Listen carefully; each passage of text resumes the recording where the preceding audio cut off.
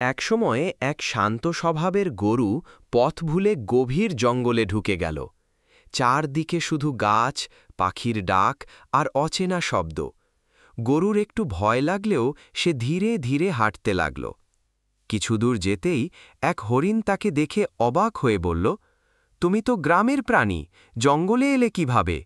গরু লাজুকভাবে বলল, ঘাস খেতে খেতে পথ হারিয়ে ফেলেছি। হরিণ হাসল, চিন্তা করো না, আমরা সবাই মিলে তোমাকে সাহায্য করব। পাশেই বানর লাফিয়ে উঠল, আমি উপর থেকে দেখে দিক দেখাতে পারি।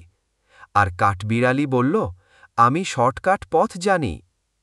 সবাই মিলে গরুকে জঙ্গলের বাইরে পৌঁছে দিল।